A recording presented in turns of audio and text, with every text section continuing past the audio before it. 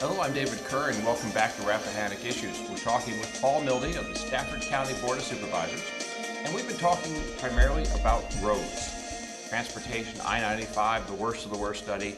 And well, if you're getting a little tired of cars, we thought we might shift over a little bit to one of Paul's favorite topics. I think he was a frustrated engineer with the kind with the cap and the hold the steam whistle because he was on the Virginia Railway Express board and was part of their probably some of the most substantial improvements they made in the system, the race to build the new station in Spotsylvania.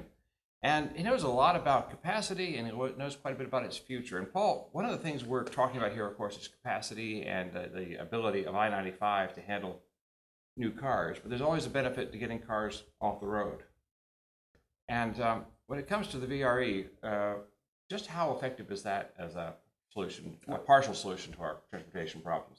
Well, it's extremely effective. So even if you are like the average person who doesn't ride the VRE, because the average person doesn't, you still are reaping the benefits because right now we take a full lane off of 95 in commuter traffic heading north in the mornings and south in the evenings, as well as 66 the same way. I got on the VRE board in my first or second year. Bob Gibbons was my mentor. He was obsessed also with transit and VRE. And I went on to be a chairman. I've been on ever since, and so it's 10 years, and went on to be chairman twice. Stafford has only had one chairman on the VRE besides me in the 20 years that they've had chairman. So I've been honored and worked with a great group: Fairfax County, Prince William County, Alexandria, Arlington, all the jurisdictions through which VRE passes. And we have increased capacity substantially. We added all 20 new locomotives, which made a big difference. What you'll remember if you are one of the few VRE riders from especially 10 years ago was the on-time performance was dismal. Actually, I go back to 1994. It was 60, 70% in the summer sometimes. That's your on-time performance, later than 5 minutes. Or 3 hours sometimes. Yeah, it's terrible, and so it wasn't just locomotives. That was a big deal, but also improvements to the rail. And you have to work with CSX and Norfolk Southern to do those things. On our line, it's CSX. That's a complicated agreement to fix their rails in order to make our service better. We have to coordinate with them, and they consider that to be their property. But I can go on forever. Where do you Well, want? I'd actually like to talk about we are growing. The number of cars on 95 is growing, and I'm very interested. I think our viewers are very interested in just how much more capacity VRE could take. There's always a worry with we have so many trains that can only be so long.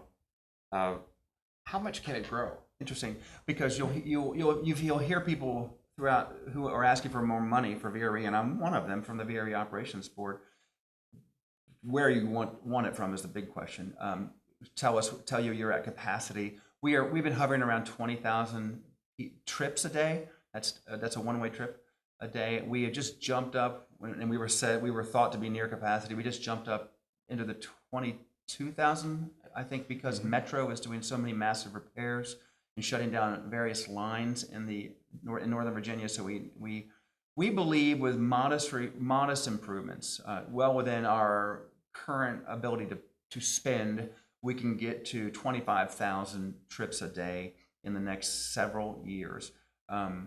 After that, we need big investments in additional track on a big part of the lines, as well as there's the extension to Haymarket in Prince William County. But the big ticket item, of course, is the Long Bridge, and the one that runs beside the 14th Street Bridge when you cross. The one that dates back to 1911. Yeah, it's old and it's owned by CSX, and people probably don't realize that already 80% of the traffic on that bridge, which belongs to CSX, is not CSX traffic. It's commuter rail traffic. So CSX has been a good partner in some respects, but that bridge needs to be replaced, and it's going to be $1 billion to replace that bridge. But everyone is focusing in on it now. We have about 10 years to really get it going, I think, at the most.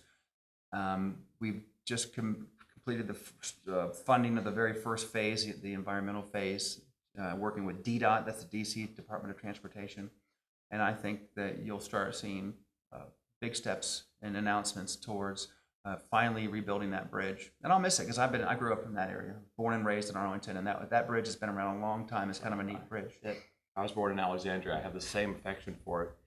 We're just down to our last couple of minutes, but I'm going to take a slightly different tact on transportation and focus more on a different concept in terms of getting people off the road. Stafford County, for the past 25 years more, has put a lot of effort into building a industrial, executive, professional base of its own. In other words, jobs in the county that don't require going north. They're the office buildings that are primarily government contractors, and popping up more jobs, advertising in Stafford, professional jobs. That's got to help a little bit with the transportation. Of course. Because aren't we at, we now have roughly 40,000 jobs in the county? That's correct. We've just surpassed 40,000 jobs, and really it could be any kind of job, but we have a lot of good paying jobs in Stafford County.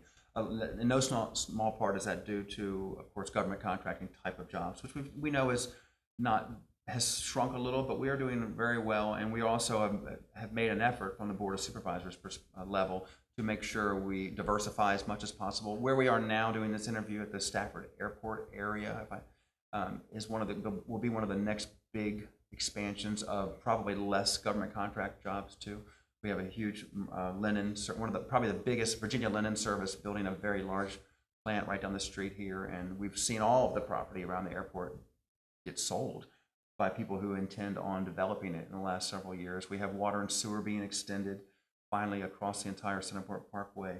That's funded in a 2 or 3 year plan from Stafford. So, and that's just one area. The Boswell's Corner area, of course, is another huge area, and the Riverside area down on the south end of Stafford along 95. So we are focused on creating good, high-paying jobs here as best that we can. And all you can do is encourage, make it a business-friendly climate. That's how you create jobs, because the government doesn't really create jobs at all. We have to incentivize businesses to want to come here and create jobs. And that's a combination of being open about land use and taxes. Right. We have a low tax structure compared to other communities around us. We're in competition, of course, with our neighbors, and a friendly competition. Well, Paul, we've been very grateful for having you on the show today. I'm glad you had the time. I know your schedule is busy. Paul's interviewing a few candidates along with the Board of Supervisors for various positions in the Stafford County government, and that's going to take up the rest of his day. It's no doubt very intense. And so we are very glad you could take the time. And we covered transportation from roads to rail, and even economic development and getting people on roads that way. Yes. So I'm very grateful for you being on the show, and this is not your first time on Rappahannock Issues, and we certainly hope it won't be your last. It won't be, and thank you very much. Thanks, sir.